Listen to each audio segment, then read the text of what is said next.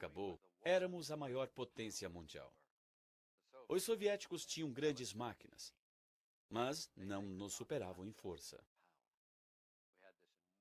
Nós tínhamos essa enorme força que era consistente. Tínhamos a maior frota do mundo. Passamos pela guerra economicamente bem. E acho que, além de termos senso de responsabilidade, também começamos a sentir um pouco de poder sobre o mundo. E talvez pudéssemos controlar o seu destino.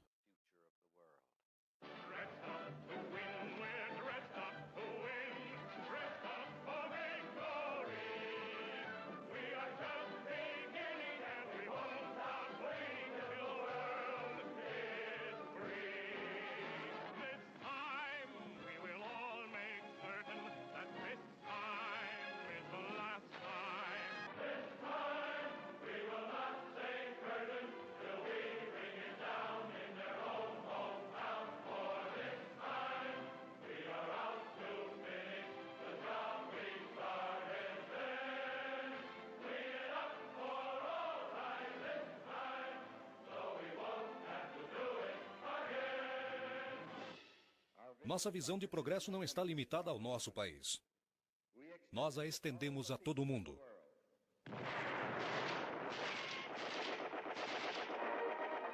Ações militares na Indochina. Soldados franceses ficam na costa procurando comunistas. E isto, para a França, representa um sacrifício financeiro e de força de trabalho. Sem a ajuda americana, seria um peso muito grande. Em 1954, os Estados Unidos pagaram 78% da guerra francesa na Indochina. Não acredito que haverá uma vitória comunista na Indochina. Estávamos no Quai d'Orsay e Dulles estava indo para Geneva.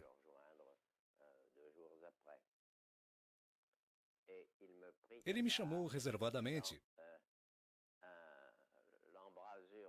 perto da janela do Quai d'Orsay.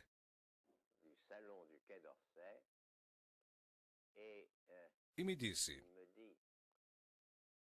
se nós lhe dessemos 2 bombas atômicas, o que faria?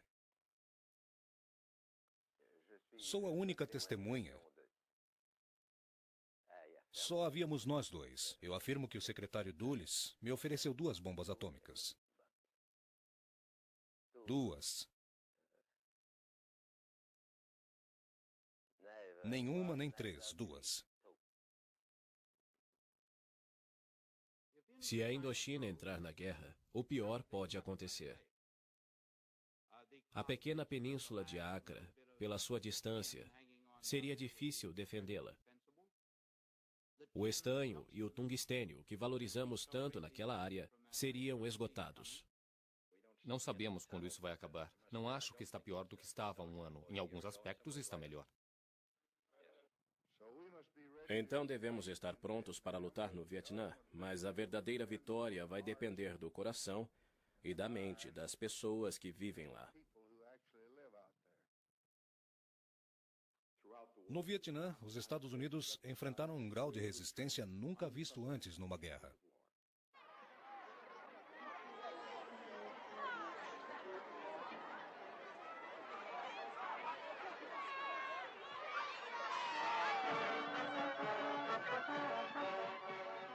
Linden, Nova Jersey.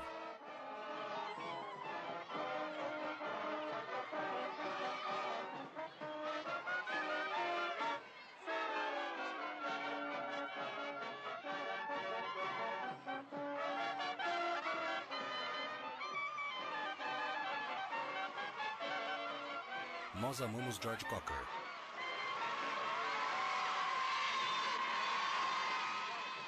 George Cocker, prisioneiro de guerra 1966 a 1973.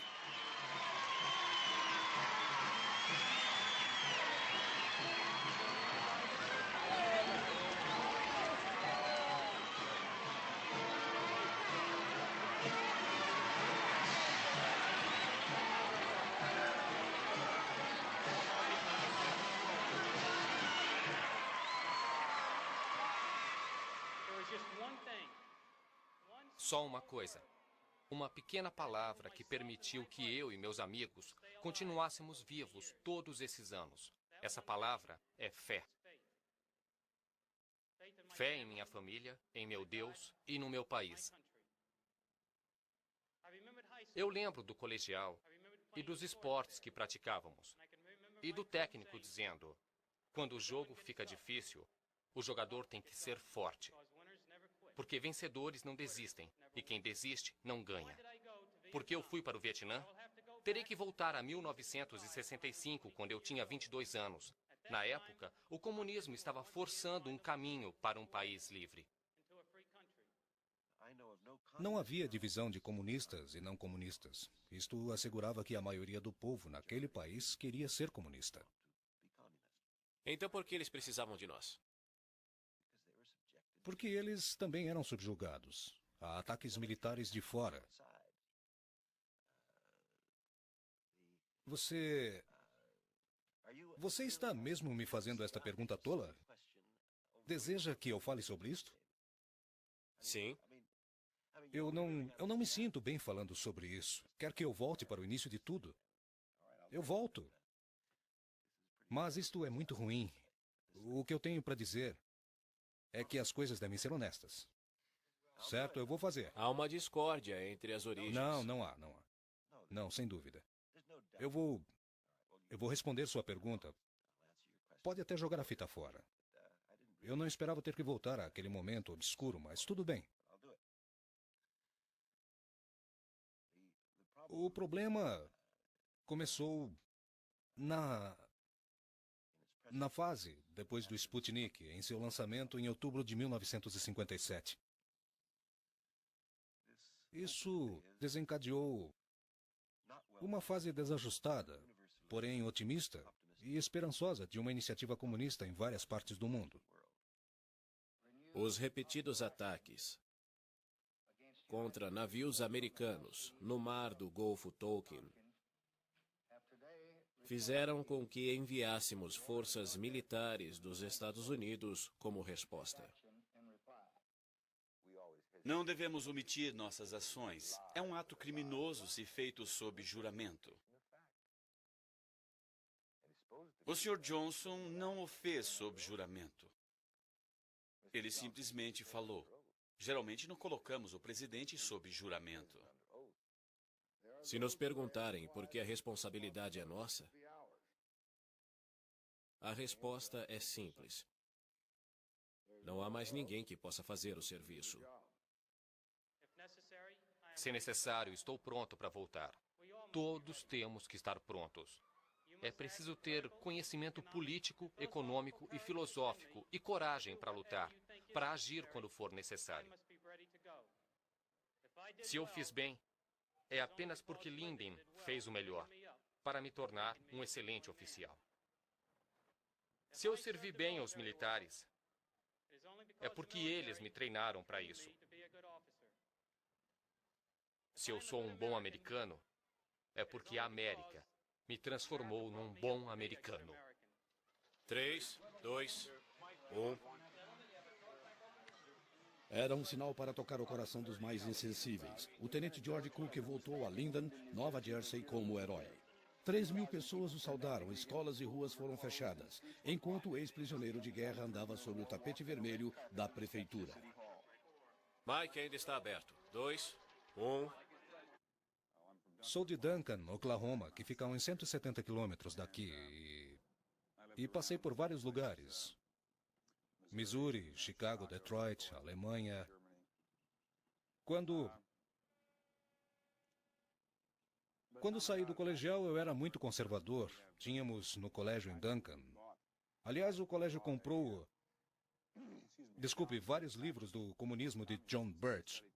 E estudamos o comunismo através do seu ponto de vista, o grande mapa vermelho, com o fluxo da doença, e vimos quanto Karl Marx era um homem cruel que fazia sua família sofrer. Então, quando saí do colégio, eu pensei que esse país precisava de Ted Roosevelt, e o FDR tinha nos vendido para os comunistas.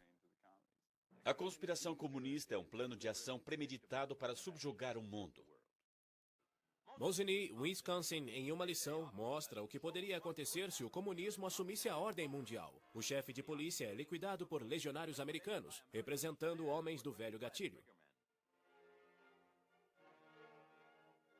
Demonstrando que a subversão poderia causar, o aviso de Mosinee serve como alerta às comunidades democráticas. É uma conspiração internacional criminosa. Um dia, os Estados Unidos virarão as costas e o que veremos serão os Vietcongs, ou apenas os comunistas. E as pessoas convivendo com violência, as drogas, e eles irão nos virar pelo avesso. Em 1917, quando os comunistas derrotaram o governo russo, havia um comunista para cada 2.227 pessoas na Rússia. Hoje, nos Estados Unidos, há um comunista para cada 1.814 pessoas. Se nós perdermos a Indochina, perderemos o Pacífico e ficaremos ilhados. Vá em frente. Tome cuidado. Oh, mãe. Eu juro que não sou agora e jamais fui membro do Partido Comunista. Sente-se melhor? Não vejo a hora do comunismo acabar. Seus dias estão contados. Eu estava olhando os lutadores americanos agindo como uma espécie de guerreiro. O mundo de onde eu vim possuía regras bem definidas. Minha mãe falava dos guerreiros de nossa tribo e das diferentes tribos à nossa volta. Trabalhavam muito para ganhar o respeito das pessoas. Viviam de acordo com as regras estabelecidas pela sociedade à qual pertencem. Isso foi muito difícil. Meus tios estiveram na Marinha e me falaram que é preciso um bom condicionamento físico para acompanhar os treinamentos. Naquela época, eu queria ser o melhor. Então, eu fui para a Marinha, que era a elite da sociedade guerrilheira dos Estados Unidos. Talvez hoje soe como prepotência dizer que meu país estava certo. Mas certo ou errado, é o meu país. Foi como me senti em 1967. Durante meu último ano, eu disse que tinha a obrigação de servir. Tinha que cumprir isso. Não havia razão física para eu ser isento, e, por essa razão, fui e me alistei. Área liberada para forças americanas.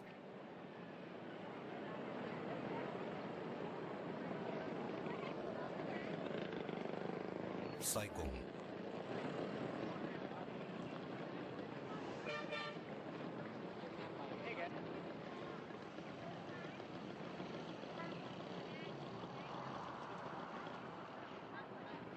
O que tem aí? Quadros. Quadros? Quanto custa? 3.000? Passo fome, eu vendo a 3.000. É muito dinheiro por aqui. Eu compro por 1.500. Não, você vende pra mim? Ah, você mente, você morre. Faz uma massagem? Sim. O que mais você faz?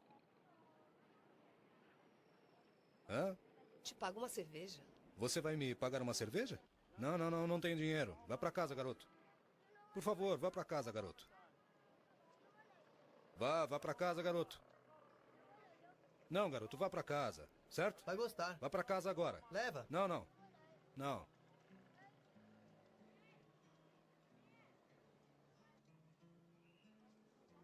Hã? Quanto? 1.000. Você? Ah, é muito caro. Sim, é claro. Não, muito caro, muito caro. Não.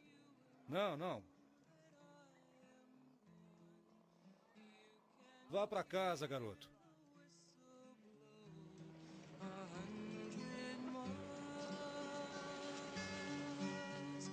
Lord, I'm one, Lord, I'm two, Lord, I'm three, Lord, I'm four, Lord, I'm 500 miles from my home,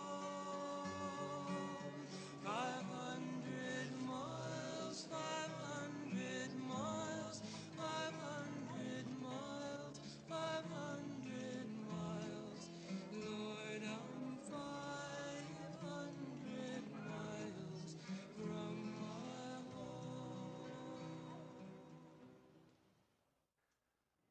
Pensávamos em nós mesmos, derrotando comunistas.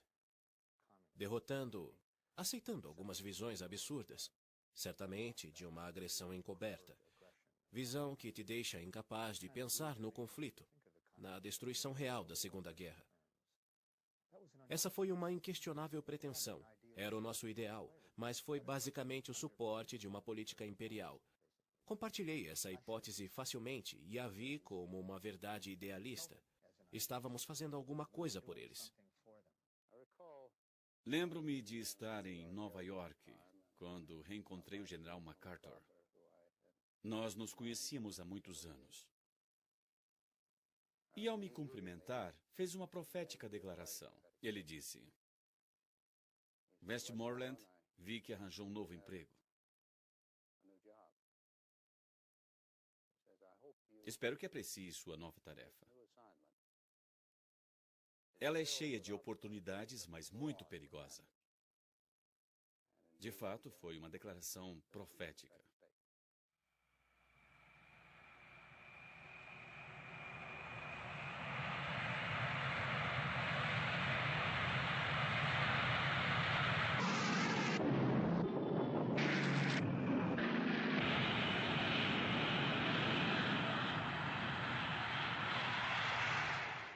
Posso descrever isso como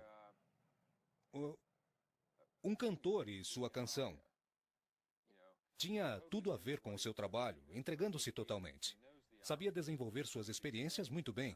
Ele conhecia seus limites e sabia se estava fazendo direito. Pilotar um avião era o que fazia de melhor. Pilotar um avião é difícil. É como pilotar um carro de corrida. Acho que talvez seja o risco de morrer. Ser morto faz parte do negócio e isto se torna emocionante.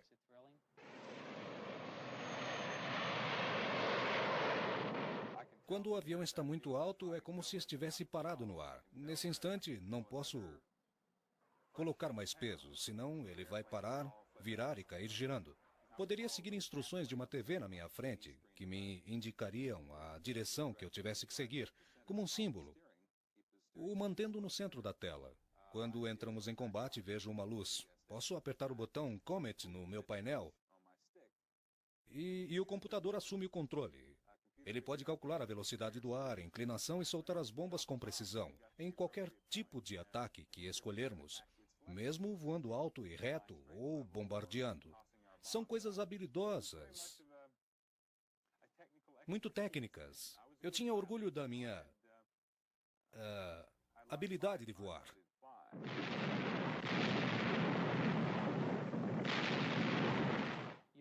Você está fazendo uma coisa que a humanidade sonha em fazer, especialmente à noite, em um avião. O A-6 é um dos poucos que pode fazer do jeito que fazíamos. Os aviadores da Segunda Guerra nem sonhavam em fazer o que fazíamos. É simplesmente o máximo na aviação.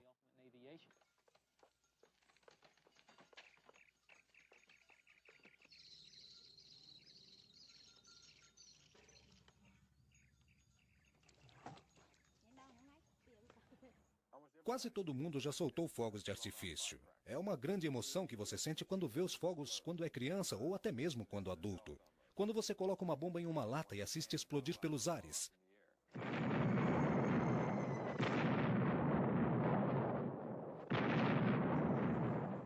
É a mesma emoção que você sente, especialmente se estiver atirando. É incrível. Você vai lá, tem uma missão e atinge o seu alvo. Depois descobre que seu alvo foi destruído, que acertou em cheio. Depois, volta e descansa o resto da noite, com a satisfação de ter cumprido o seu dever. É emocionante só de falar. É fantástico. É muito bom.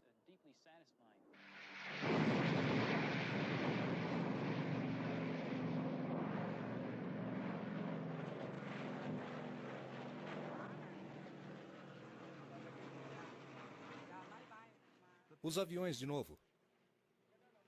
São americanos ou vietnamitas? Não sei o que são. Apenas aviões. O que era isso aqui?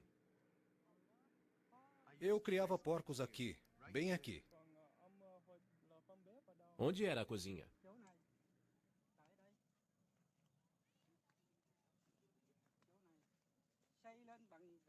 A cozinha era aqui, era construída com blocos e este era o piso, para manter o calor. O que é isto? A bomba caiu aqui e destruiu tudo o que eu tinha.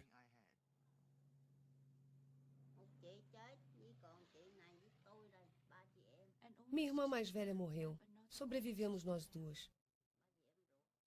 Éramos em 3, mas ela morreu. Eu vivia em uma casa logo ali. Mas agora é só um monte de entulho. Sua irmã tinha quantos anos? 78. Como aconteceu? Bombardearam aqui outro dia e a mataram.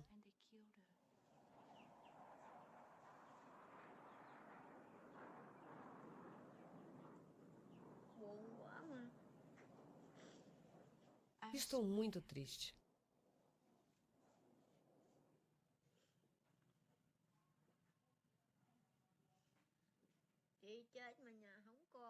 Minha irmã morreu e eu não tenho mais casa. Mudei para cá com ela. Também fui ferida. Agora não posso fazer mais nada. Estou velha e fraca. Não tenho nada para vender e mais nada a fazer.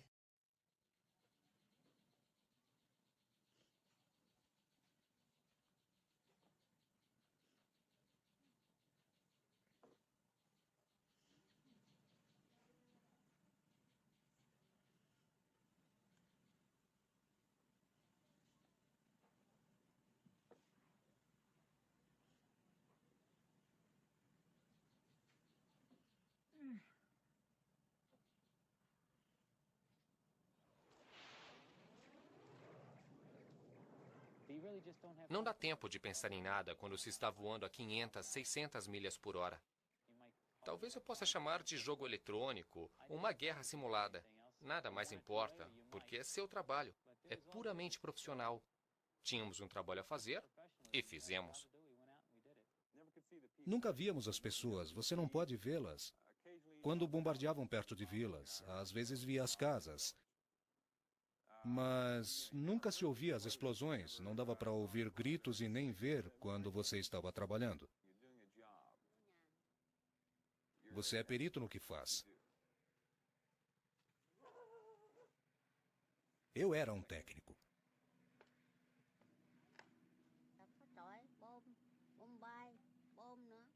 Tudo foi destruído com as bombas. Nada ficou de pé.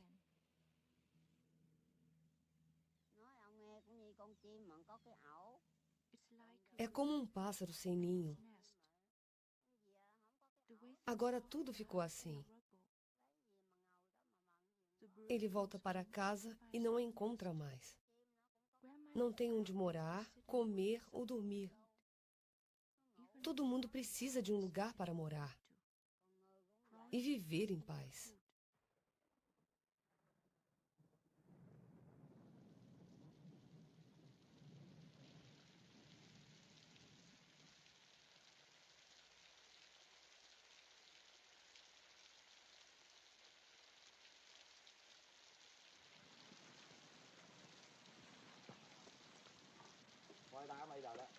Olhe, estão filmando a gente agora. Primeiro jogam bombas à vontade, em seguida, vêm nos filmar.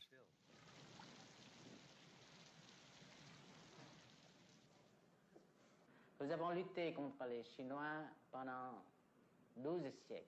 Nous avons lutté Lutamos contra os chineses por 12 séculos.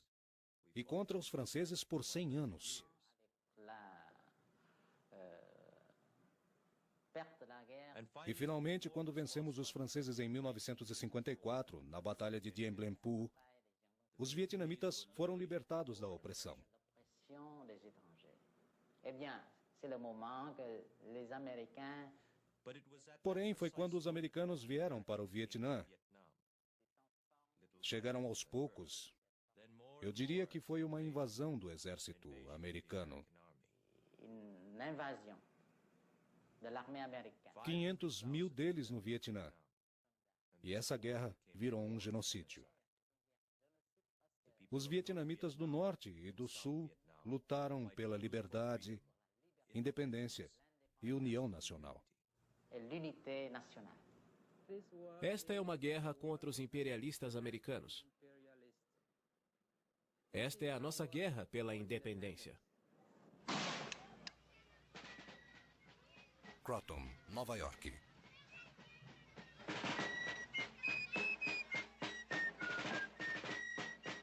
O que estamos tentando explicar é que eles não eram pessoas místicas ou tinham um passado obscuro.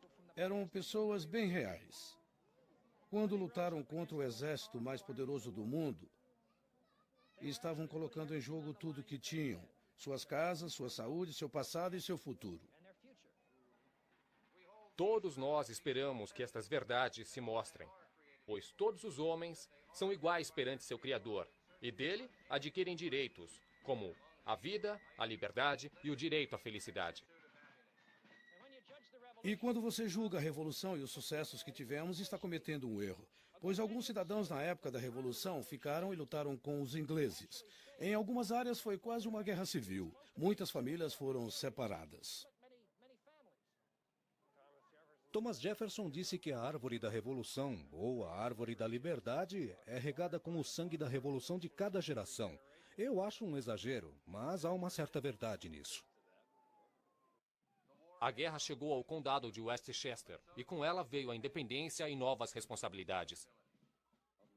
Os homens estão matando e sendo mortos. Esse é o paralelo. Tanto quanto a política. Está brincando? A política oriental? Não me venha com essa. Fogo! Ainda não encontramos sua arma. Estamos procurando. Você tem uma arma? Não, senhor. Ele tinha uma arma, senhor. Ele estava armado. Estou planejando medicar este rapaz. As pessoas que estão vivendo na selva, sob as bombas, sem pagamento, sem suas famílias, estão lutando por independência. Estão lutando, nesse caso, por unificação e por revolução.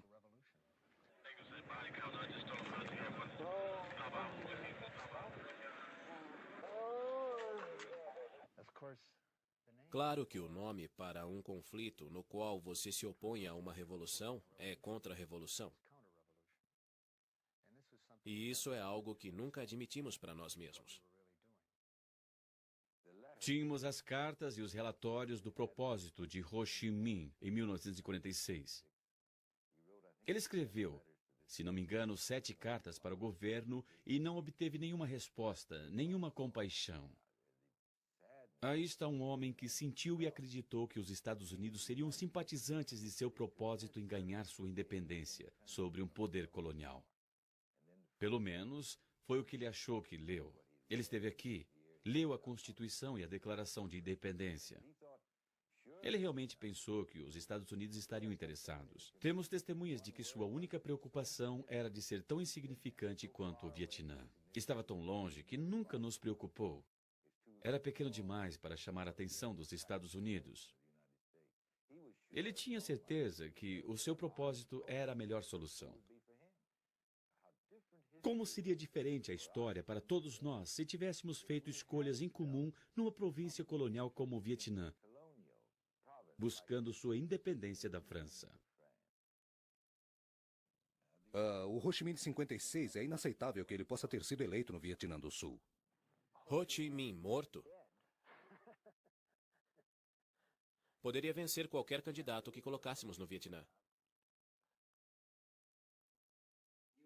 Você me perguntou sobre meu filho mais velho, Bing. Ele foi graduado em Harvard em 1965. Não se tornou um soldado por vocação. Tenho certeza que fez o melhor que pôde. Era a sua tarefa, a qual fazia parte. Ele deu o máximo de si. Cumpria a missão no rio Ming. Além de tudo, levando alimentos numa área bem ao sul de Da Nang, ao longo da linha do trem. Eles encontraram armas de fogo automáticas pesadas. Acredito que os helicópteros acima deles foram derrubados. Disseram que ele também foi alvejado. Certamente morreu em voo. Na verdade, o avião caiu, então ele morreu. E seu copiloto ficou machucado. Acredito que 12, 15 ou 16 das pessoas a bordo também morreram ou ficaram gravemente feridas.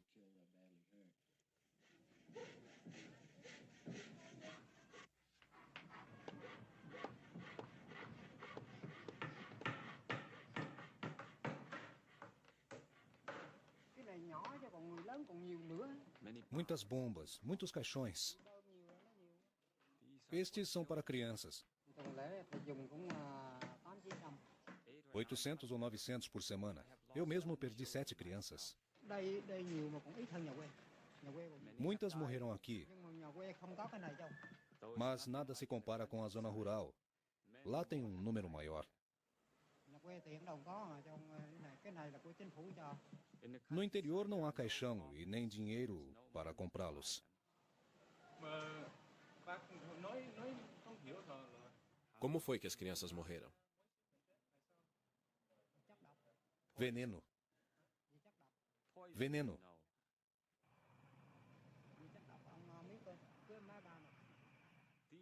Os aviões continuaram jogando veneno e muitas pessoas morreram.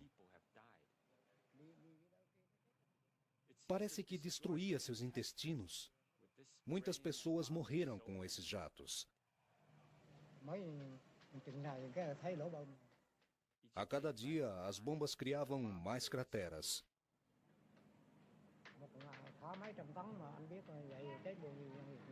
Centenas de toneladas eram jogadas todos os dias.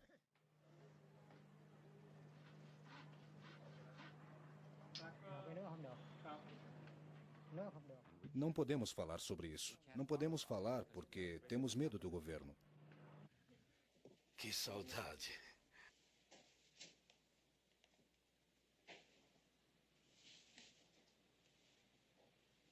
Edward Saunders, precedente do Exército Desertor, e Sra. Laura Saunders, Detroit. Vamos.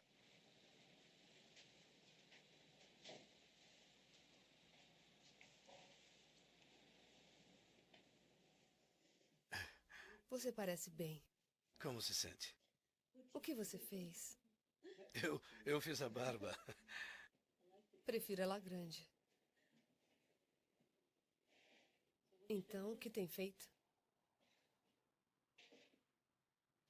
Em pouco mais de uma semana, eu voltarei ao exército. Você o quê? Por quê? É que Depois de tudo que fizeram com você?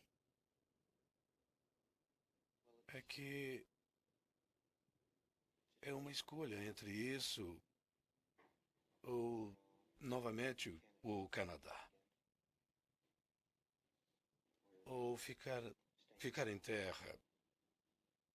Como você sabe, é impossível. Manteve contato com eles? Não. Não, mas tive bastante apoio. Você vai conseguir a mesma coisa que Mike? Vai ser diferente dessa vez. Eu votarei publicamente. Teremos um auditório para audiências. E aí? Será construído nos próximos meses e... Eu poderei estar lá? É claro que vai estar lá. Eu vou tentar colocar o Rony também. Você sabe o que eu sinto a respeito do exército. Veja essas pessoas desesperadas porque perderam um filho no Vietnã ou algo assim. Não há nada para se ter orgulho. Perderam mais do que ganharam em suas vidas. Eu me lembro. Eu estava sentado na base da montanha, em um dos tanques. Eu tinha uma M16 e uma pilha de revistas. E havia 2 caras que atravessaram um mato e... Bam! Eu acertei um deles bem em cheio. E o australiano que estava comigo confirmou. Eu tinha acertado. E me senti bem. E queria mais. Eu queria mais, mas não por política ou qualquer coisa assim. Não, eu não me importava com nada. Apenas queria pegá-los, porque eram da oposição, eram inimigos. Seus selvagens fedorentos!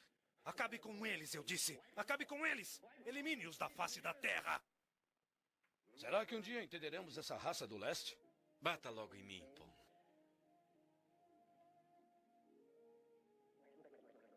Seu monstro amarelo!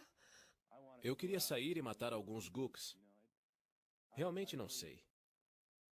Acho que tive uma lavagem cerebral, pois me lembro quando as pessoas me chamavam de pele vermelha ou chefe. Aliás, ainda me chamam. Meu nome era Reis no campo de recrutas ou Squall, dependendo do humor do sargento. Só estava querendo matar alguns Gooks. Eles eram instruídos a arrancar os olhos do indivíduo e colocá-los num buraco no meio das costas. E diziam aos vietnamitas: vocês precisam entender que quem quer que tenha feito isso era onipresente. Em outras palavras, o olho era símbolo do onipresente, ou de todos os presentes, do todo-poderoso governo de Saigon. Era uma mensagem de fácil entendimento para os moradores das vilas. Mas os conselheiros americanos não tinham estômago para isso. Então passaram a usar o símbolo da CBS. Conhece o logo da CBS? E eles matariam um indivíduo deixando em cima dele uma espécie de cartão de visitas. Num certo ponto, fui convidado a assistir ao interrogatório aéreo, em um helicóptero com a marinha, a noroeste de Da Nang. Eles levaram juntos 2 vietnamitas. Um deles já estava deformado de tanto apanhar com um cano de borracha. E alguns outros métodos de tortura e surra, até o ponto de não conseguir falar mais. E como exemplo para o outro, eles diziam: se não nos disser o que queremos saber, vamos jogá-lo para fora do helicóptero. E ele não podia responder. Ele não entendia. Eles usavam gírias vietnamitas, mas ele não entendia. Era mais inglês do que vietnamita. Eles subiram com o helicóptero e 2 soldados, cada um pegando em um braço, e o levaram até a porta da aeronave. Repetiram isso umas 3 ou 4 vezes, e ele só chorava. E finalmente lhe disseram que aquela seria a sua última ameaça. Ele respondia do mesmo modo e o jogaram para fora do helicóptero. O segundo cara imediatamente começou a se contorcer e querendo falar. Certamente daria qualquer tipo de informação com um único objetivo, o de aterrissar são e salvo. Não imagino alguém jogando uma pessoa para fora de uma aeronave. Não acredito que esse tipo de fato aconteceu. Talvez sim, não sei. Eu nunca vi isso acontecer. Já vi ficarem furiosos e, ao invés de atirarem nesses idiotas, preferiram surrá-los muito com suas próprias mãos. Os americanos dizem que vietnamitas são apenas orientais selvagens. Mas temos 5.000 anos de história. Nós lutamos contra os invasores. Não somos nós os selvagens.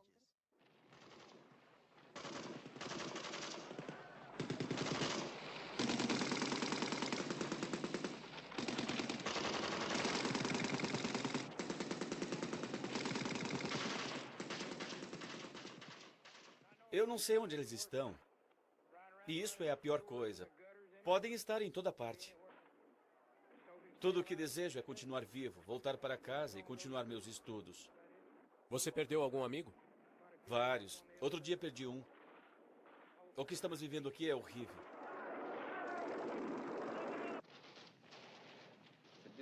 O camarada que estava na trincheira comigo foi morto. Ficávamos furiosos quando os jatos apareciam e gritávamos: tirem esses malditos jatos de cima de nós! Porque eles estavam cavando bem atrás de nós. E os jatos se aproximavam. Jatos, peguem! Estavam atacando por toda parte. Jatos, vamos pegá-los! Soltavam bombas por todo lado e você dizia: oh não, dava para contar as voltas que eles davam sobre nossas costas, como se fossem piruetas no ar. E a coisa começava a cair bem em cima de você. A napalm caiu, eu agarrei o meu amigo e o coloquei sobre minha cabeça e segurei assim. Maldito napalm, acabou com todos, cremou tudo da linha, 35 caras queimados e carbonizados. O napalm gotejava por toda parte de seus corpos. Eu só usei um pouco como escudo. Eu afastei o cara de mim e saí do buraco. Não sabia para onde estava indo, eu apenas corri e queimei minhas calças. Passei o resto da luta correndo completamente nu. Já tentou encarar uma batalha sem cueca, cara? Estou cheio disso aqui. Ficarei feliz ao voltar para casa. Essa é a pior área do Vietnã. Acha que vale a pena?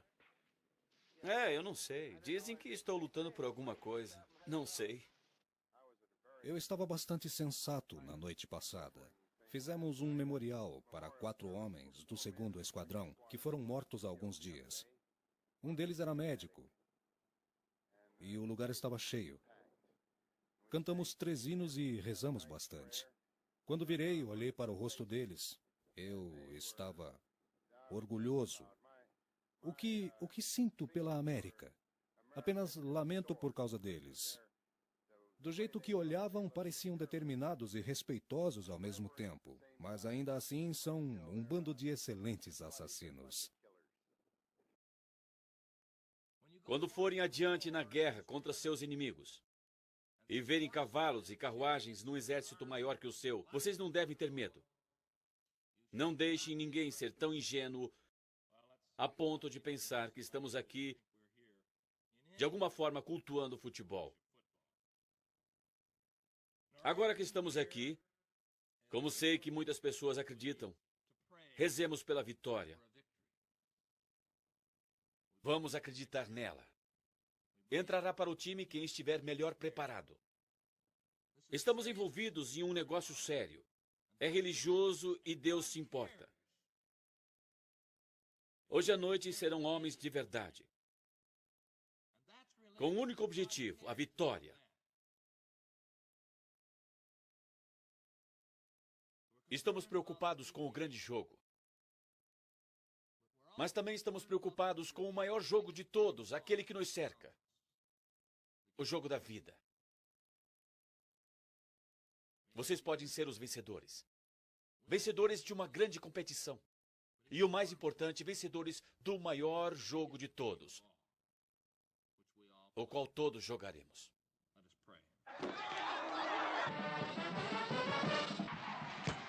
Belo chute. Treinamos nossas crianças para quebrá-los em pedaços.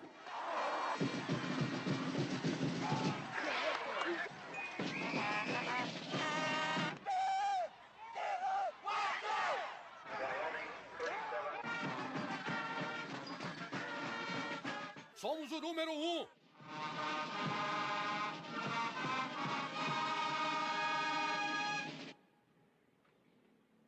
Diga a eles que são o número 1, não importa o quê. Você é o número 1. Uau. Dizer o quê? Seja bem-vindo. Toyoi significa uau. Toyoi?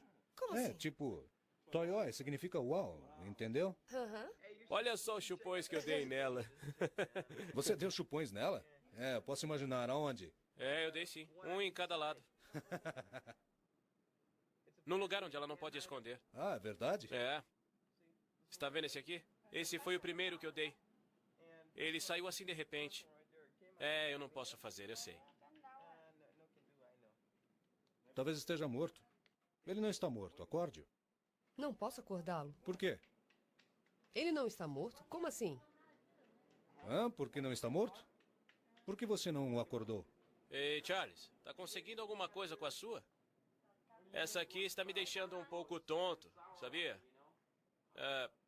Deixa continuar, cara. Hã? Deixa continuar. Eu tô tentando. Então deixa. Sabia que essas garotas aqui, elas fazem como você quiser, menos ir ao baile com elas. Certo? Sim. Você é a número 1. Essa aqui tem um seio e tanto, cara. Essa aqui também, mas ela não vai tirar o sutiã. Arranque dela, então. Arrancar? São as regras do jogo. Aqui você não precisa disso. Eu sei bem o que você quer. Você é a número 1. Olha aí, Charles. O quê? Charles? Já não era sem tempo, hein? Não fique brava comigo, tá legal?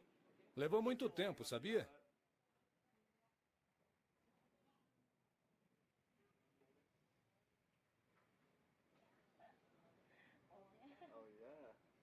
Olha só, querida. Só mais tarde? Olha isso. Que tal mais tarde?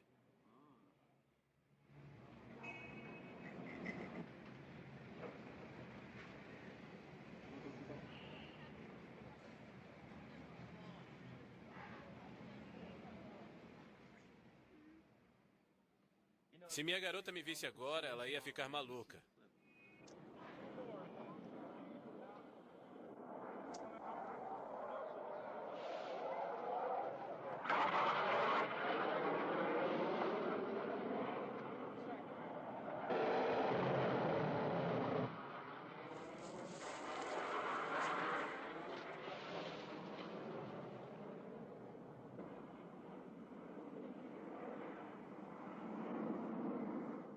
E então? Mais um. Esse homem aqui. Depressa com esse túnel.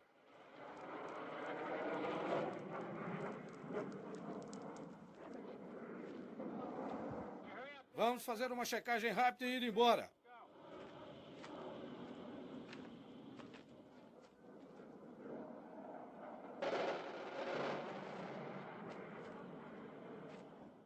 Vamos logo com isso, depressa, rápido!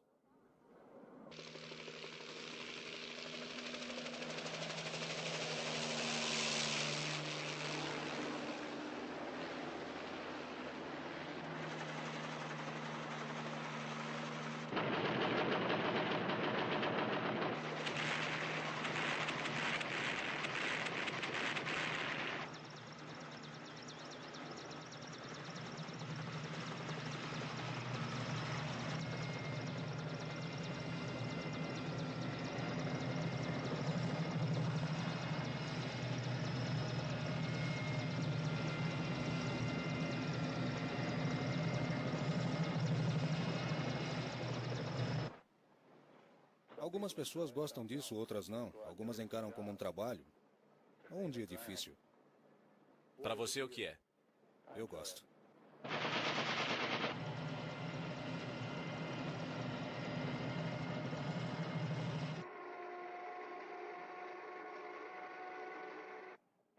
Agora teremos uma mensagem importante para todos nós. Portanto, quero que ouçam com atenção o que ele tem a dizer para vocês. Tenente Coker. Se um dia precisarem ir à guerra, e infelizmente um dia terão que enfrentar isso, descobrirão que a vida se torna bem simples, pois suas duas únicas preocupações serão viver e morrer. O resto não terá importância, porque de repente sua vida está em jogo. E é assim que é, quando você se torna prisioneiro, particularmente um prisioneiro de guerra. Porque as coisas pelas quais passamos são as que aprendemos antes dos 10 anos de idade. Agora gostaria que me fizessem perguntas. Levantem a mão ou gritem para fazer as perguntas. Farei o melhor possível para respondê-las. O que você sentiu quando a guerra do Vietnã acabou? Como me senti quando a guerra acabou? Eu me senti muito bem. Foi uma guerra muito longa e muito difícil de entender. Mas a razão por estarmos lá era ganharmos. Fui voluntário. Iria de novo se fosse preciso. Queríamos vencer. Essa era a nossa ambição número 1. Era o que realmente queríamos, ganhar essa guerra. Levou muito tempo. Então, quando soubemos que ganhamos, nos sentimos ótimos. Com o que o Vietnã se parece? Com o que o Vietnã se parece? Bom, se não fosse pelas pessoas, seria muito bonito. As pessoas por lá são pouco evoluídas e primitivas, são muito indisciplinadas. O que você acha das pessoas que destruíram o plano de guerra e fugiram para o Canadá? Não concordo com elas. Acredito que estavam erradas. Acho que, muitas vezes, elas foram covardes. Se queriam deixar tudo e partir para o Canadá, tudo bem. Mas não podiam voltar porque discordavam da guerra. Diziam, não gostamos do seu país nem da sua gente. Estavam dizendo para você e para mim, eu não gosto de você, então eu estou indo. Está bem, não há razão para odiar alguém, mas elas não tinham o direito de se eximir da responsabilidade de lutar por seu país. Ao invés de socorrer e curar os vietnamitas, vi que éramos festa para a sua deliberada e sistemática destruição. Eram considerados inferiores, menos que humanos. Nós os chamávamos de Gooks Slops. Suas vidas não valiam nada para nós, pois fomos ensinados a acreditar que eles eram fanáticos e todos eram Vietcongs, ou simpatizantes de Vietcongs. mesmo sendo crianças. Contudo, muitos de nós começamos a entender através de nossa própria experiência no Vietnã a profundidade das decepções e as mentiras que os líderes de nosso país nos disseram e a todo o povo americano. Foram eles que nos treinaram para matar sem piedade e a odiar nosso inimigo. Os vietnamitas prepararam frases como mate a razão, procure áreas livres e seguras para atirar. Fizeram tudo para mascarar a realidade da política de combate no Vietnã. Eu não faço nenhuma apologia para esse ato de resistência. Naquela época, enterrar vidas se tornou intolerável para mim. E estou aqui hoje para chamar a atenção aos verdadeiros fatos, considerando meu caso e o de muitos soldados. Nós não somos criminosos para sermos caçados e presos. Mais de 500 mil de soldados largou o exército desde 1965. A maioria já voltou ao exército para ser punido com prisão e demissão. É a recompensa por nossa atitude. É uma ironia suprema ser processado pelo mesmo homem que planejou e executou um genocídio na Indochina. Neste momento, dentro desta sala de audiência, Ed Saunders se rendeu. Impulsivamente, ele disse que sua existência ainda importuna vários de seus companheiros desertores e que continuam a pensar da mesma maneira. Paul Udell, NBC News, Washington.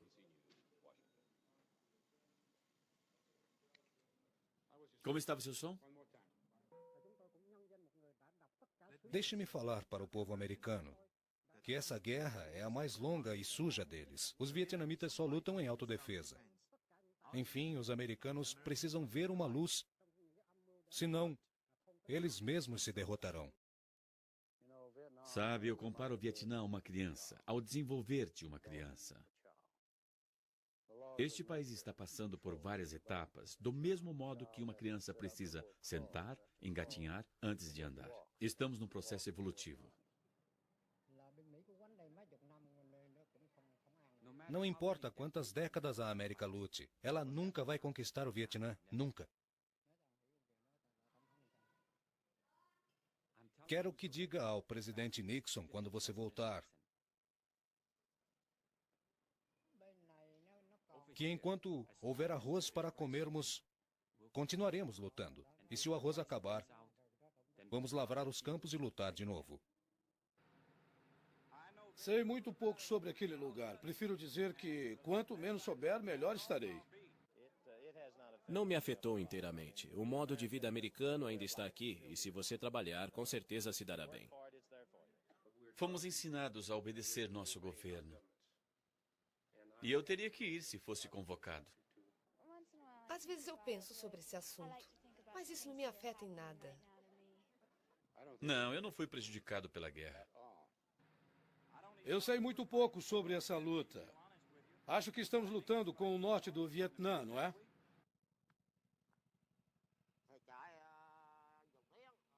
Eu fugi de Dau Tien para entrar vivo em Suol Doa.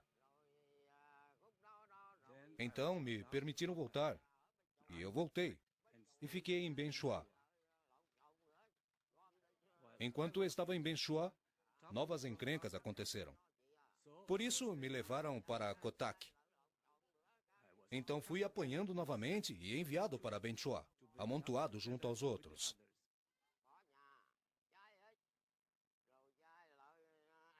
Minha casa foi destruída enquanto eu estava fora.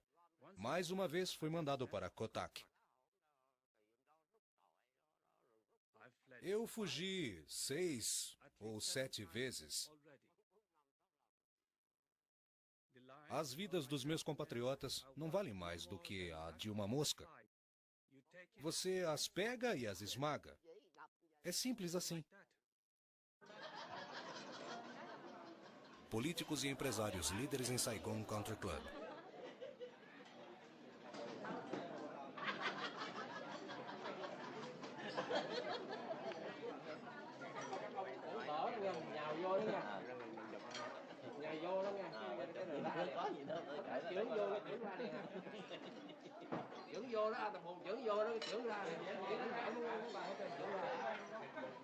Mỏng mỏng đó nha, đừng có làm vậy không có ngon mấy anh. Giờ ở trong cũng vậy, nó lót mỏng mỏng nó ngon. Senhoras, me escutem. Havia algumas mulheres se divertindo e alguém foi empurrada em cima da mesa. Uma das damas quebrou a mesa. Se quebra uma mesa, imagine então o rosto dela numa situação dessa. Veja, eles estão filmando, não brinquem.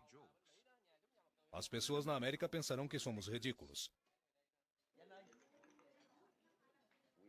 Temos por volta de 15 companhias e agora incluindo uma companhia de seguros e de trator.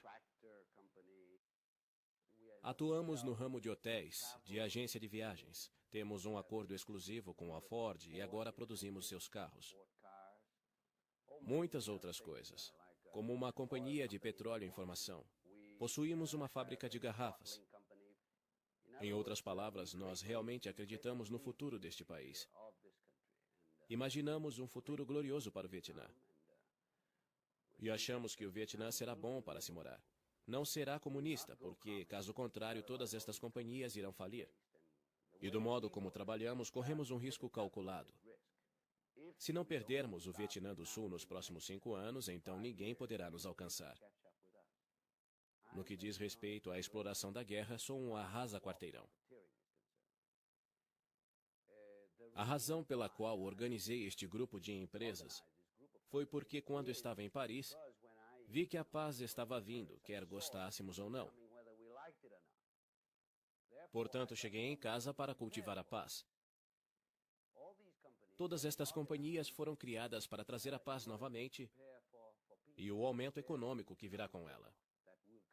Temos uma infraestrutura de hotéis, agências de viagens, tudo bem desenvolvido. Agora não há nenhum turista no Vietnã, mas haverá. E estamos nos preparando para esse tipo de acontecimento.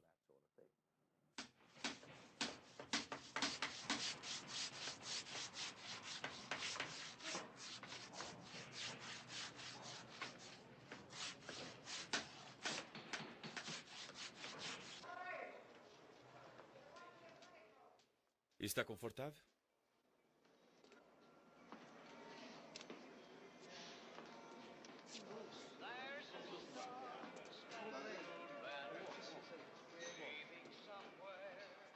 Valeu o sacrifício?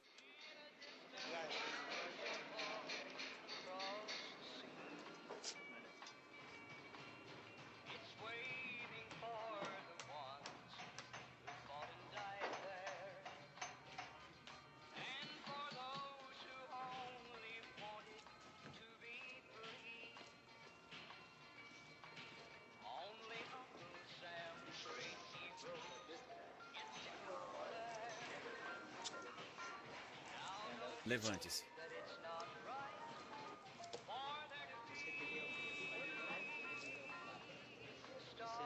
Mantenha nivelada com a outra perna.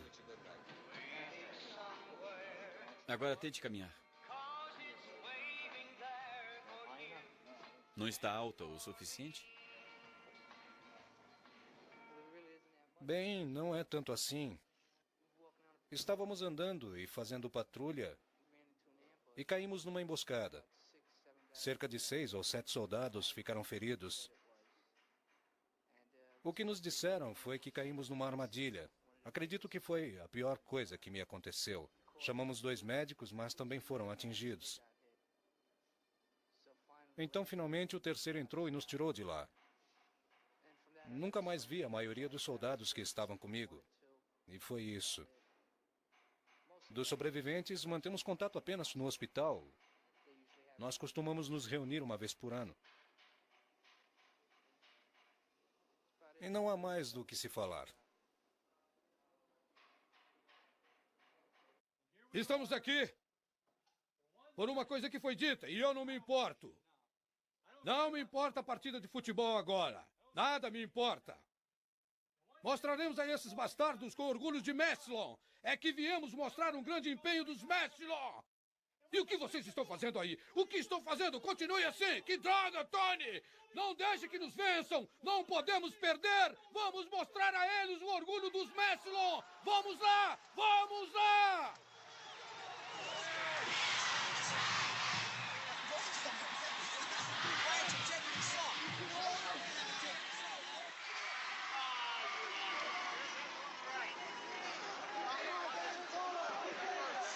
Pegue-no! Pegue-no!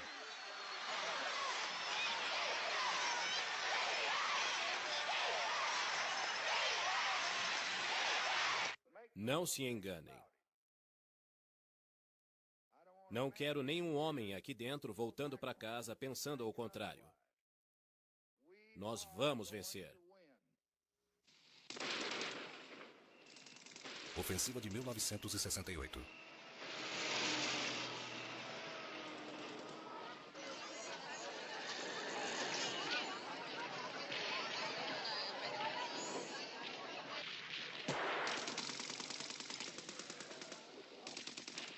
Vão, seus miseráveis, vão! Desde o novo ano lunar, os Vietcongues e os vietnamitas do norte provaram serem capazes de um audacioso movimento militar que os americanos jamais sonharam. Vietcongues resistiram a um ataque tão violento que fica difícil prever o resultado desta guerra. A captura da embaixada americana em Saigon por 7 horas é uma história para reanimar e inspirar os Vietcongues. Dom Norte, ABC News, da embaixada americana em Saigon. Era um caso como o da Batalha da Segunda Guerra Mundial, onde depois que o inimigo se expunha, nós o derrotávamos. Ele se enfraqueceria e nós seguiríamos adiante através do uso da força máxima militar que poderíamos trazer para derrotá-lo. Através de bombardeio de minas nos portos, corte de suas linhas de comunicações, mudando e destruindo seus santuários. O inimigo não teria nenhuma escolha, a não ser ir para algum alojamento. No início de 1968, o general Westmoreland precisou de 206 mil homens. Nós encontramos no Pentágono com outros oficiais e, na ocasião, ele perguntou às autoridades quanto tempo achavam que nós iríamos permanecer na guerra. Nenhum deles soube responder. Você acha que os 206 mil homens eram bastante? Ninguém sabia. Deveríamos enviar mais homens? Possivelmente sim. Em 6 meses? Não sabíamos. 1 ano? 18 meses? Eu não achava respostas para essas perguntas. Ao final daquele interrogatório de 4 dias, estava terminando um assunto muito importante. Faça algo como se olhasse objetivamente para isso. Você acha que a vontade de lutar do inimigo diminuiu? Eles diziam não, acho que não. Então, enviando o mesmo número de homens que foram para Ho Chi Minh, sim, e talvez desapareçam até mais. Quanto ao nosso bombardeio, estamos confiantes? Nosso bombardeio os impedirá? Não. Qual a quantidade de atrito que nosso bombardeio causa? Talvez 10 ou 15%. Então lembrei de ter feito uma pergunta. O norte-vietnamita, chefe do Campo Sul, precisou de 1.000 homens? Eles disseram sim. Se ele pedisse, digamos, 1.200 homens, conseguiria 1.000? Isso mesmo. Então, ele teria os 1.000. Sim, isso mesmo. Esse tipo de interrogatório. E tenho que dizer, finalmente, que no fim de 4 ou 5 dias, o meu pensamento sofreu uma significativa transformação.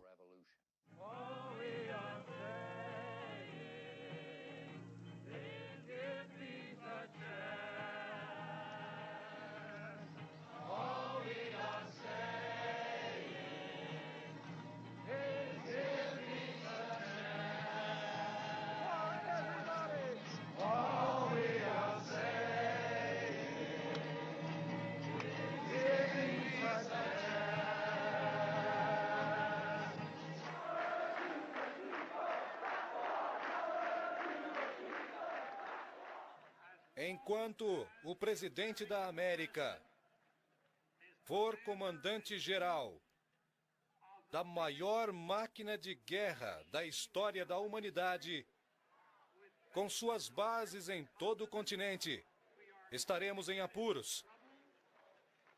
Nosso inimigo é a crescente militarização dos americanos. O nosso inimigo é o imperialismo americano. É tempo de despertarmos. O inimigo estava na defensiva depois que a ofensiva de Tet acabou. Como 2 boxeadores em um ringue. Um deles tem o outro preso nas cordas, mas o homem que está prestes a vencer tem sua toalha jogada uma segunda vez. Consequentemente, eu não buscarei e não aceitarei a nomeação do meu partido por outro período como seu presidente. Acho que não os ajudamos nem um pouco. Tudo o que eu penso foi que destruímos o país deles. Não, eu não acho que os ajudamos. Como ser humano, não acredito que eles fizeram isso. É sensato dizer que cometeram um erro. Por que não o governo? Você deixou todos irem para a guerra dizendo, lute no Vietnã, certo, time? E toda essa baboseira de 1965 até 1968. Agora, em 1968, vem e gritam, venham para casa e toda essa porcaria. E não digam nada sobre isso porque não queremos ouvir, porque é perturbador na hora do jantar. Droga, isso me incomodou terrivelmente durante um ano. Perturbou muita gente a ponto de haver muitos suicídios, sabia? Não quero ouvir isso, vou falar todos os dias. Vai se sentar até eu terminar e vomitar no seu jantar, entendeu? Porque você me levou para lá e agora me trouxe de volta. Esquecer isso para que alguém faça de novo? Nem pensar. Não mesmo. Você vai ouvir tudo, todo dia enquanto viver, porque isso vai estar comigo até eu viver. Quando acordo de manhã, quando John acorda e quando muitos colegas sentados aqui acordam, seus intestinos doem porque levaram um tiro. Tive que pôr um braço e uma perna, pois foram amputados, sacou? Meu amigo tem um buraco no estômago, ficou inválido. Acabe com isso. Faça com que tudo isso desapareça. Faça tudo isso ir embora com o jornal das 6 da manhã. Desligue, mude o canal. Vá pro inferno com isso, entendeu? É aqui e é real. Vai acontecer novamente, a menos que essa gente se mexa e se dê em conta de que isso realmente aconteceu.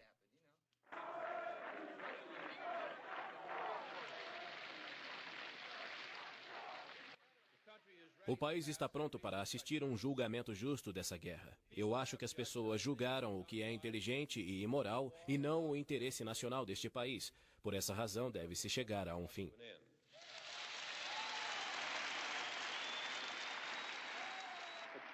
Durante 20 anos, primeiro os franceses, depois os Estados Unidos prediziam sobre a vitória no Vietnã.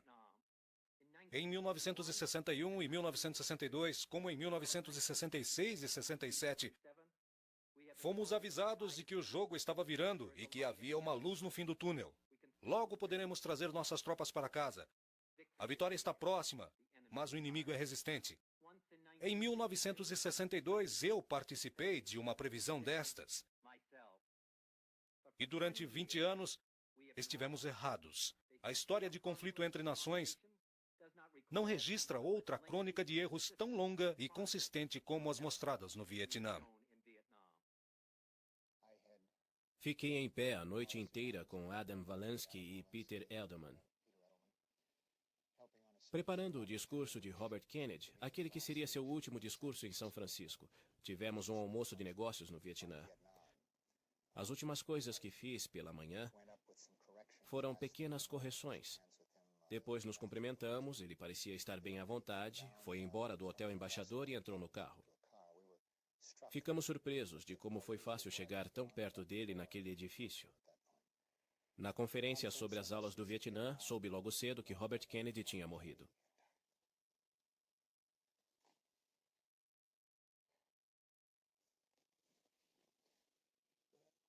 Bem, então,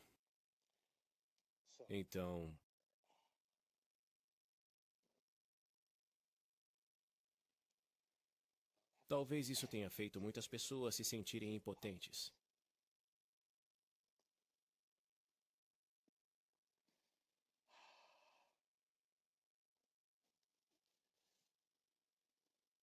E assim, começou a parecer que não havia mais como mudar este país.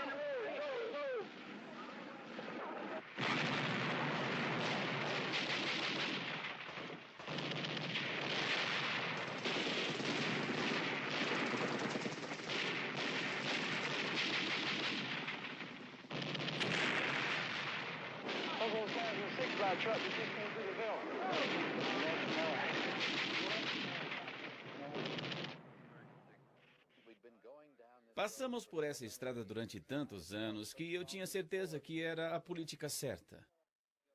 Por isso foi difícil mudar. Agora eu sei que a teoria do dominó era uma grande mentira. Sei que não deveríamos ter nos envolvido. Hoje, no que me diz respeito, em nenhum momento hesito ao dizer que eu não poderia estar mais errado em minha atitude no Vietnã.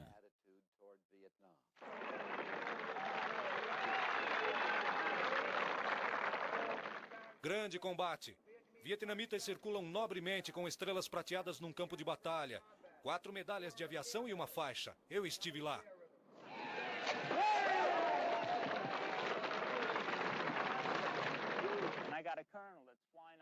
Eu tinha um coronel que, quando estávamos voando, berrava comigo, dizendo: "Vá pela colina, vá pela colina." Então, me juntei ao comandante do tanque e disse: "Vamos pegar 3 tanques e andar até a colina, tudo bem?" "Podemos montar uma base de fogo enquanto andamos," ele disse. "Tudo bem, vamos liquidar o exército vietnamita e partir." Então, fui atrás do primeiro tanque e comecei a subir a colina. Tudo estava indo bem, até começarem a atirar em nós. O exército vietnamita se dividiu. Foi quando percebi que me atingiram. Eu disse: "Meu Deus, fui atingido." Não podia acreditar. Eu não acredito, fui mesmo atingido. O meu primeiro pensamento foi em Kay, minha namorada. Parece estúpido, porém eu pensava, ela vai me matar. Eu estava morrendo e, ao mesmo tempo, aflito. Ela iria me matar. Mas percebi que não deveria me preocupar, pois estava morrendo. Tudo tinha acabado. E por quê? Meu último pensamento consciente foi: não posso acreditar nisto. Estou morrendo neste país horrível e não posso acreditar.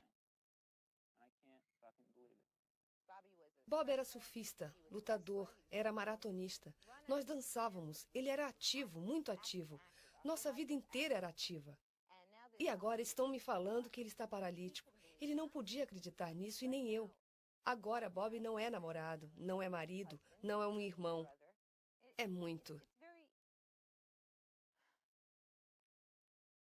É muito difícil. E o que mais me machuca é que isso é uma coisa bem pessoal. Certo, errado ou indiferente, é como eu me sinto. Quando eu fazia parte do Corpo de Fuzileiros Navais, lembro-me de estar no quartel dos fuzileiros em Washington. Eles chamaram a F-1 para treinar o time dos fuzileiros navais. Eu observei meu uniforme, em seguida tocaram o hino dos fuzileiros navais e logo depois o hino nacional. Neste momento eu comecei a chorar. Chorei porque eu estava tão orgulhoso de ser americano, em ser fuzileiro, parado ali, de uniforme.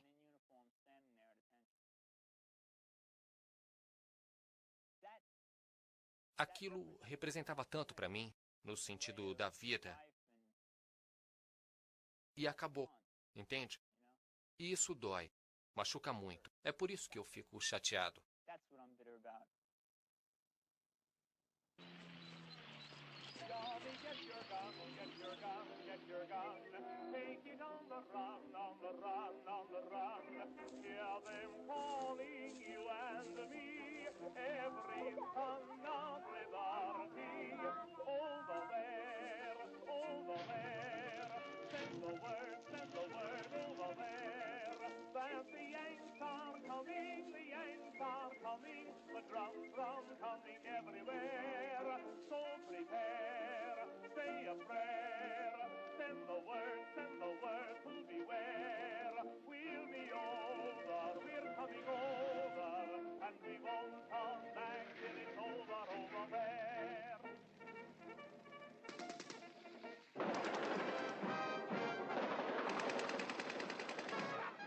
Achou que não estávamos aqui, não é?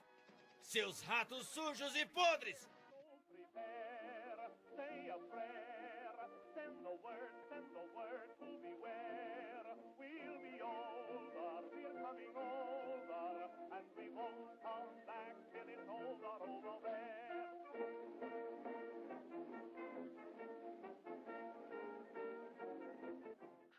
Truman mentiu em 1950 sobre a natureza e os propósitos do envolvimento francês na reconquista colonial do Vietnã, a qual estávamos financiando e encorajando.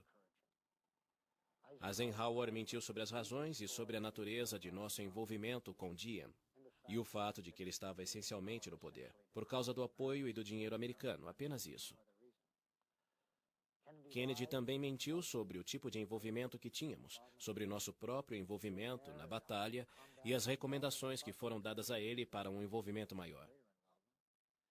O presidente Kennedy mentiu sobre a intensidade de nossa participação na derrota de Diem. Johnson, é claro, mentiu e omitiu sobre nossas provocações contra os norte-vietnamitas antes e depois dos incidentes do Golfo de Tonkin, e sobre os planos de bombardear o norte do Vietnã, e sobre a natureza da formação das tropas americanas no Vietnã. Nixon, como sabemos agora, mentiu e iludiu o público americano durante os primeiros meses em seu escritório sobre um bombardeio no Camboja e Laos, a operação terrestre no Laos e as razões de nossa invasão no Camboja e em Laos, a exploração de minas em Haiphong, que aconteceu em 1972, mas que foi prevista já em 1969. O povo americano foi enganado mês a mês por cada uma dessas 5 administrações. Como eu digo, é um tributo ao público americano, que os líderes deles perceberam que tinham que enganá-los. Não foi nenhum tributo a nós. Foi fácil enganar o público. Nós adotamos um plano no qual trabalhamos em cooperação com os vietnamitas do Sul para a completa retirada de toda a tropa americana e a substituição dela por forças vietnamitas do Sul, no dia e no horário marcado. Esta retirada será feita por valentes e não por covardes. Como os vietnamitas do Sul ficaram mais fortes, o índice de retirada americana pode ficar maior. Parabéns ao Batalhão 332, em sua recente vitória sobre os comunistas. Perguntamos a nós mesmos, quando virá a paz? E eu lhes digo que se perseguir os comunistas de volta ao norte, não haverá nenhuma guerra nesta aldeia. Ajudem a reconstruir as casas. Ajudem as pessoas. Liberte a aldeia de todos os Vietcongs e assim não haverá mais nenhum tipo de sofrimento nem destruição, para nós mesmos e para nossos compatriotas.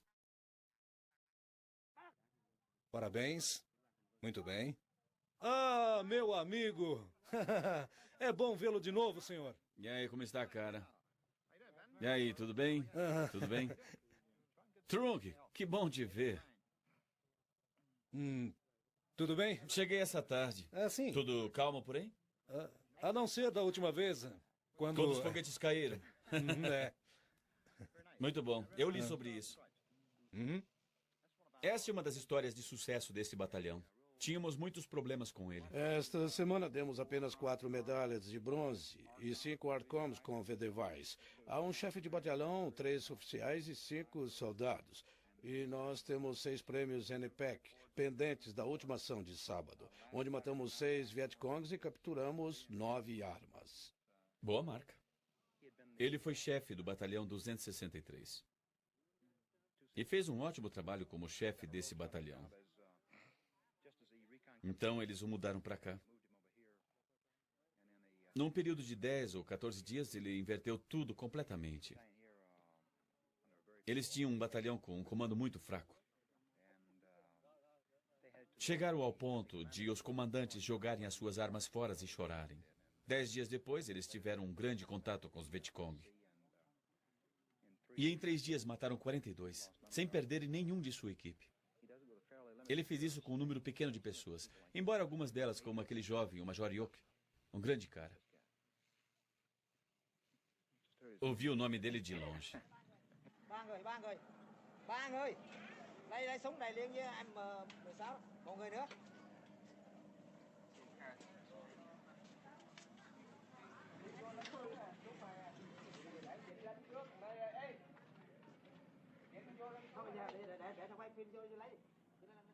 Não é surpresa nenhuma em um país pobre achar pessoas que usem uniformes estrangeiros. O que sempre nos pegou de surpresa e que nunca quisemos prever ou entender é que a liderança comunista do Vietnã pode treinar muitas pessoas para viver em túneis, lutar por nada, usando shorts esfarrapados ano após ano embaixo de bombas americanas.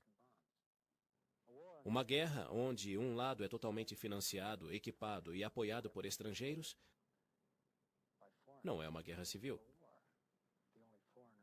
Naquele país, os únicos estrangeiros foram os financiados por nós no começo da guerra, e nós fomos os estrangeiros no final da guerra. Basicamente, não queríamos reconhecer o tamanho do nosso envolvimento lá. Não queríamos nos dar conta de que aquela era a nossa guerra, porque tudo aquilo estava acontecendo nos dois lados. Era por causa de nossa política. A questão era, seria possível estarmos do lado errado na guerra do Vietnã? Não estávamos do lado errado. Nós éramos o lado errado. Ngo Dinh Diem, 1957, presidente do sul do Vietnã. No seu país, você tem que dar o máximo que puder de exemplo de patriotismo. Você trouxe a grande tarefa de organizar seu país com a maior coragem, com a maior diplomacia. Ngo Dinh Diem, 2 de novembro de 1963.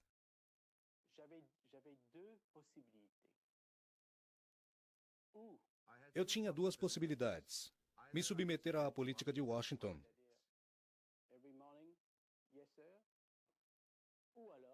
Ou ter que renunciar. Tenha certeza de que, como soldado, eu raramente me submetia. Na verdade, nunca. Escolhi a segunda solução ao invés da renúncia. Do lado dos vietnamitas, o fator mais encorajador é a promessa oferecida pelo governo do general Khan.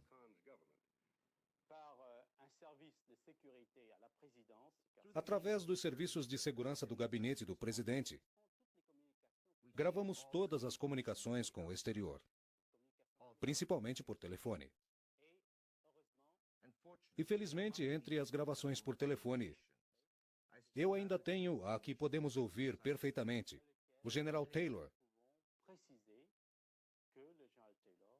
dizendo com muita clareza que me queria, General Khan, fora do Vietnã. Podemos ouvi-la?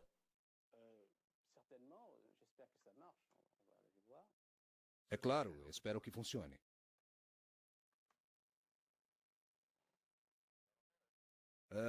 Aqui é o General Khan falando. Como você está? Fico feliz em ouvi-lo. Posso falar em francês? Pode, mas fale devagar, por favor. É sobre nossa conversa ontem. Sim?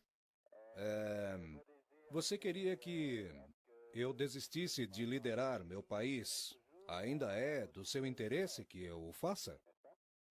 Sim, isso mesmo. Bem, então ligo para você mais tarde. Até logo. Senhor presidente, senhoras e senhores, como indica nosso comunicado oficial, o presidente Thieu e eu tivemos várias conversas construtivas em relação à forma de como vamos trabalhar nos próximos anos. Trabalharemos pelo programa de paz, o qual esperamos agora que seja o lema do futuro, não somente para a República do Vietnã, mas para todos os países da Indochina. A ajuda dos Estados Unidos ao sul do Vietnã é de 2 bilhões de dólares por ano. Prisioneiros do sul do Vietnã.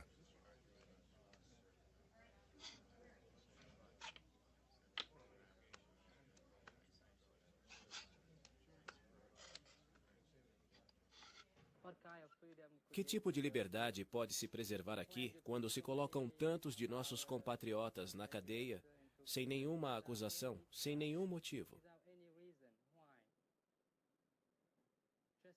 Só porque você quer que tenhamos liberdade? Que tipo de liberdade você poderia nos dar? Só teremos liberdade quando lutarmos por ela. Mas aqui lutaremos por quê? Lutaremos por prisões?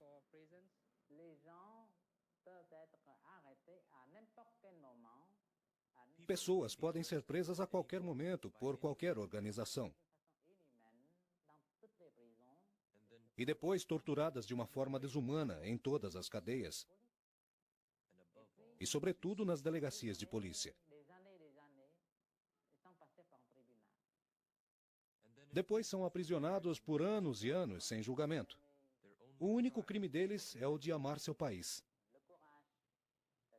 e por terem coragem de dizer a verdade. Eles pedem a liberdade de presos políticos. Pedem o fim da guerra e a paz para uma reconciliação nacional.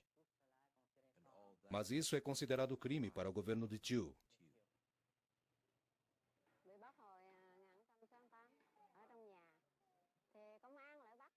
Eu fui presa em 1968. Estava em casa quando a polícia apareceu. Me levaram para a delegacia para um interrogatório e me prenderam.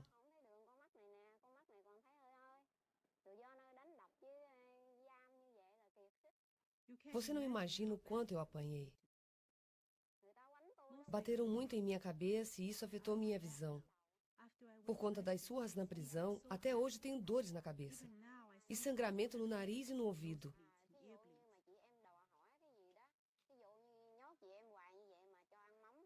Nessa época, tudo o que comíamos eram peixes podres. Então pedimos algumas verduras, mas quando reclamamos, fomos acorrentadas e surradas e nos jogaram cal. Jogavam água em nós e não tínhamos para onde correr.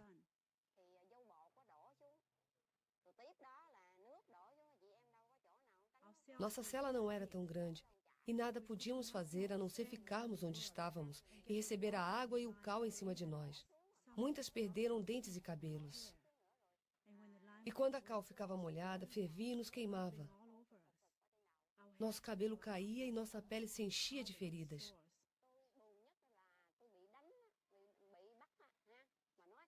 Falaram que se fôssemos inocentes, apanharíamos até virarmos culpadas. E se fôssemos culpadas, iriam nos bater até nos arrepender.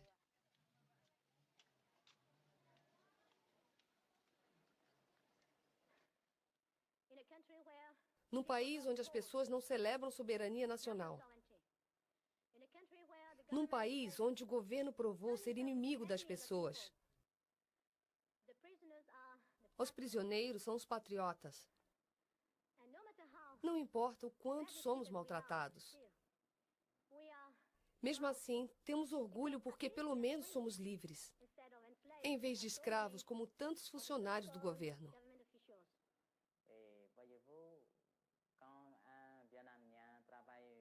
Preste atenção. Quando os vietnamitas trabalham pela paz e liberdade, são considerados comunistas.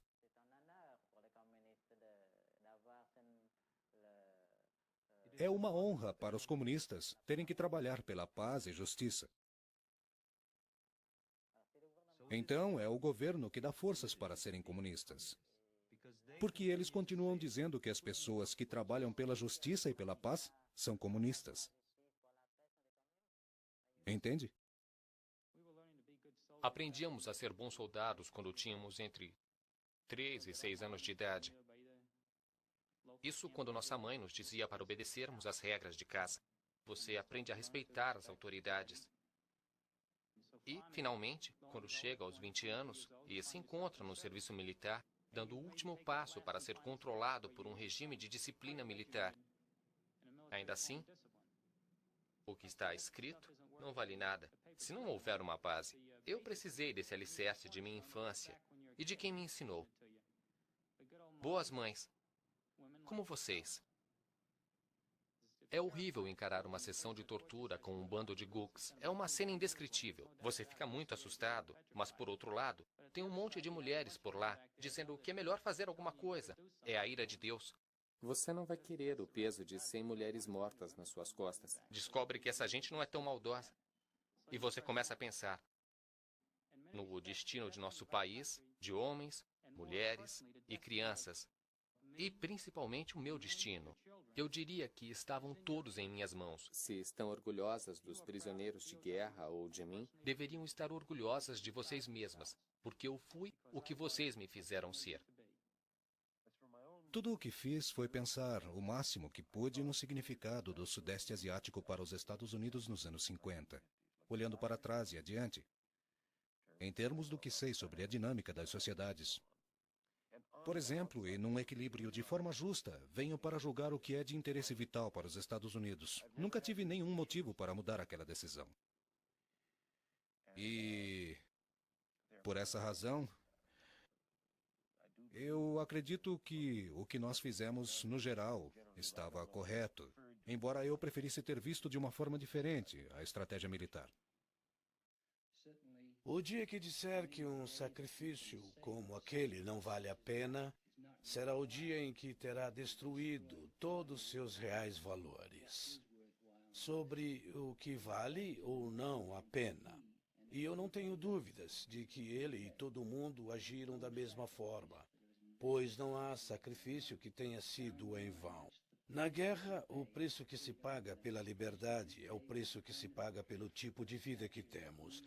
É um risco que se corre para preservar nossos ideais.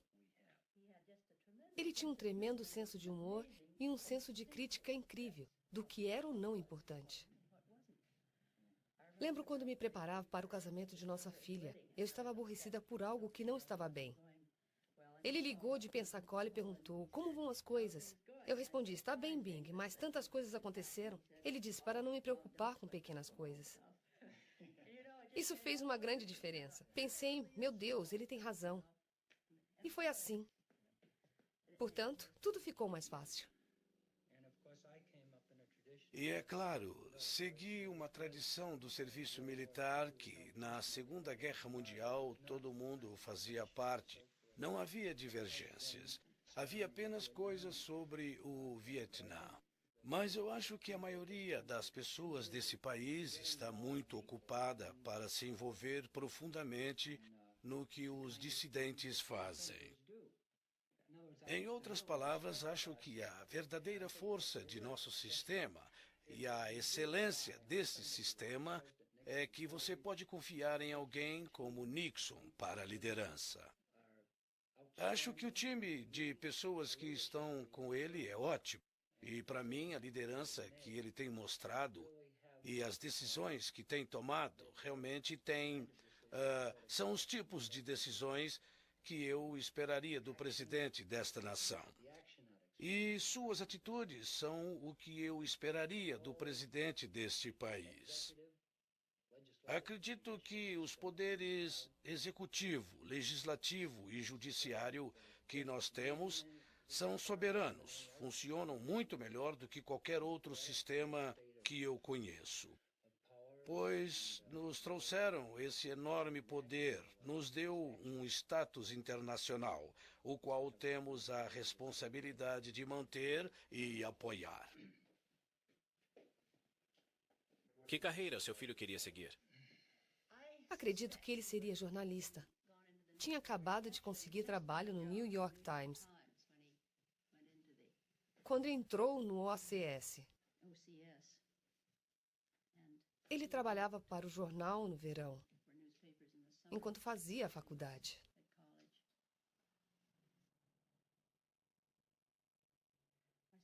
Perder uma pessoa querida é muito difícil. Você não se lembra muito bem dela depois. Casa Branca, maio de 1973. Jantar pelo retorno das forças.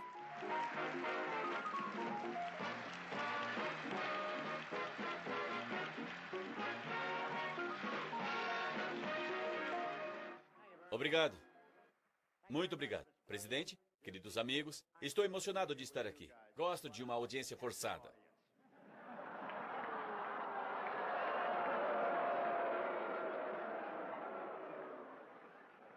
É sempre um hábito no jantar da Casa Branca fazer um brinde ao convidado de honra.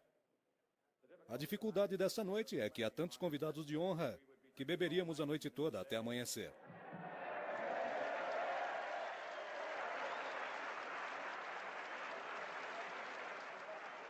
Alguém poderia dizer o que há de errado com isso?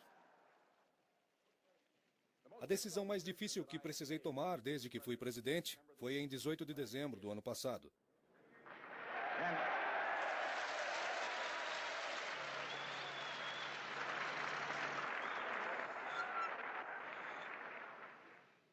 Houve muitos momentos num período de 10 dias após a decisão ter sido tomada, quando eu imaginava que o país realmente suportaria.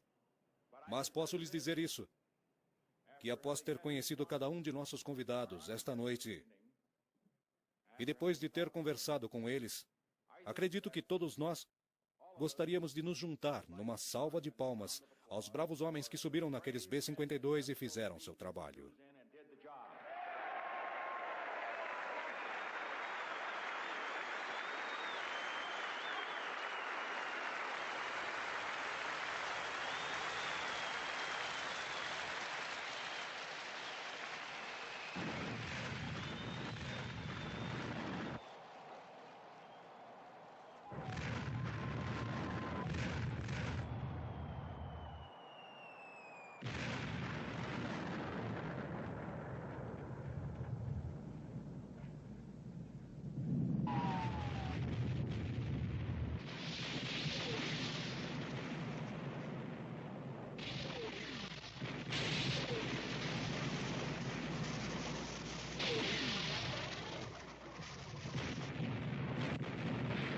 Norte do Vietnã, antiaeronave.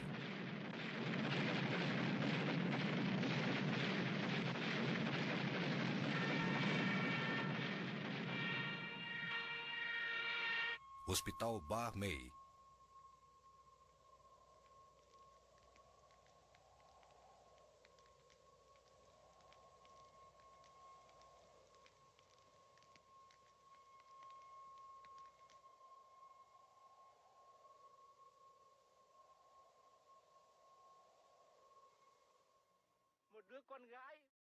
Minha filha de 8 anos foi morta. E meu filho de 3 anos. Um filho com 3 anos de idade morto. Nixon, assassino de civis. O que eu fiz para Nixon? Para ele vir aqui e bombardear meu país. Minha filha morreu bem aqui. Ela estava alimentando os porcos. Ela era tão doce. Ela está morta e os porcos estão vivos. Minha mãe e minhas crianças se abrigaram aqui. E aqui elas morreram.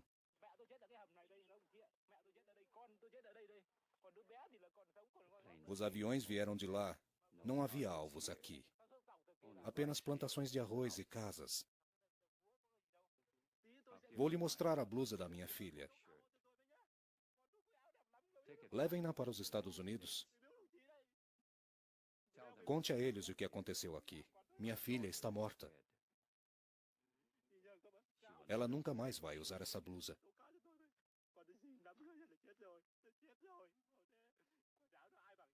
Esfregue na cara de Nixon.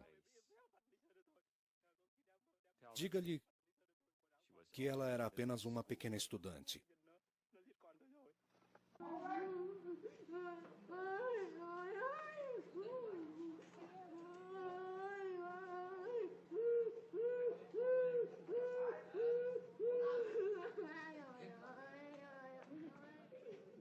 Cemitério Nacional do Sul do Vietnã.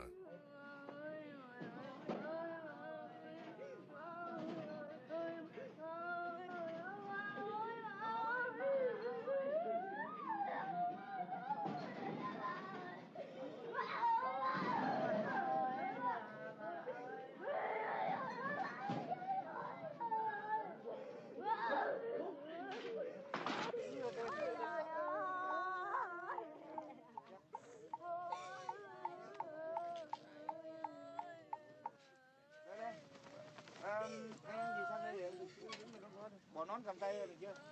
Hôm nay có cuộc quay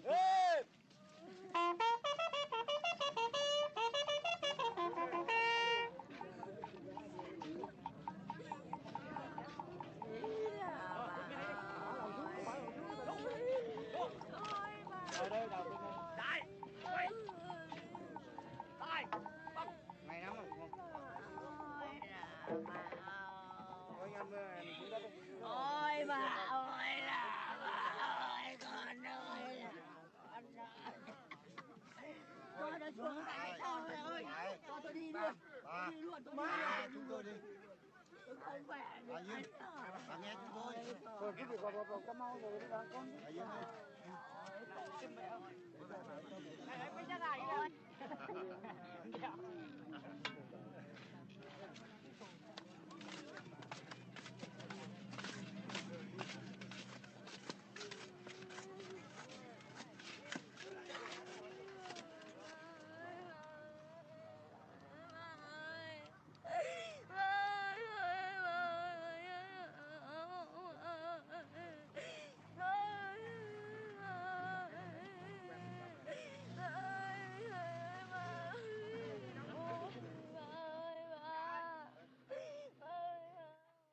Bem, os orientais não dão o mesmo valor para a vida como os ocidentais.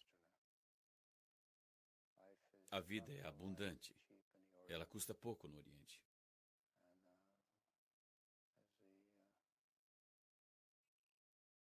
E como a filosofia do Oriente expressa isso, a vida não é importante.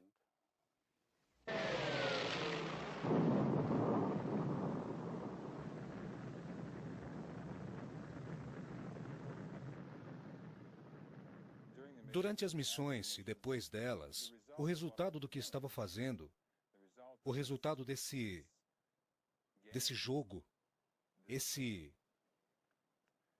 exercício com muitas habilidades técnicas, nunca me foram claros. Aquela realidade de gritos ou de pessoas sendo explodidas e sua pátria sendo destruída, não fazia parte do que eu pensava.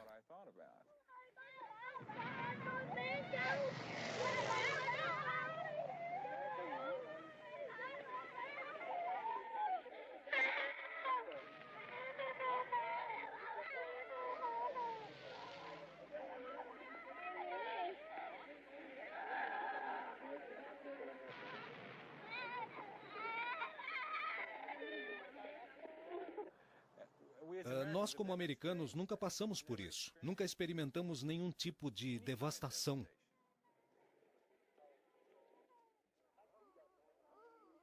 Quando estive lá, nunca vi uma criança queimada com napalm. Não joguei napalm, mas joguei outras coisas tão ruins quanto. Joguei CBU, que não destrói nada. É para pessoas. É uma arma para combatê-las. Jogávamos várias e várias dessas coisas com 200 pequenas bolas dentro delas, mais ou menos deste tamanho, com algo em torno de 600 balas em cada bola, que explodiram assim que tocassem no solo e deixavam as pessoas em pedaços. Em muitos casos não conseguiam se livrar delas. As pessoas sofreram muito, entende? Muitas vezes elas acabavam morrendo e depois não tinham ninguém que tomasse conta delas. Mas agora olhei para os meus filhos e não sei o que aconteceria se... O que eu pensaria se alguém jogasse napalm neles?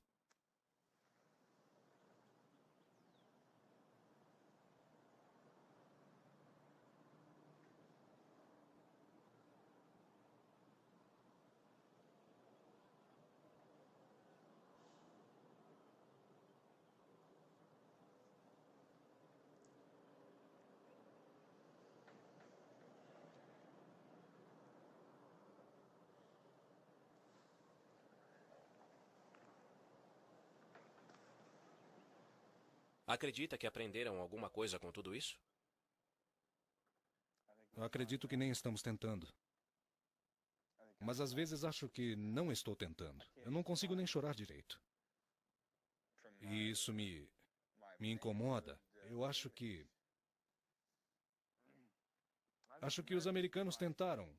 Todos nós tentamos arduamente escapar do que aprendemos no Vietnã. Não chegar às conclusões lógicas do que aconteceu lá. O exército também fez a mesma coisa. Eles não percebem que as pessoas estão lutando por sua liberdade. Não serão impedidas só quando mudamos a tática, usando um pouco mais de tecnologia. melhorando a nossa forma de ataque e não cometendo os mesmos erros. Acho que a história funcionaria um pouco diferente e aquele tipo de força não seria detida. Acredito que os americanos realmente trabalharam duro. Não para ver a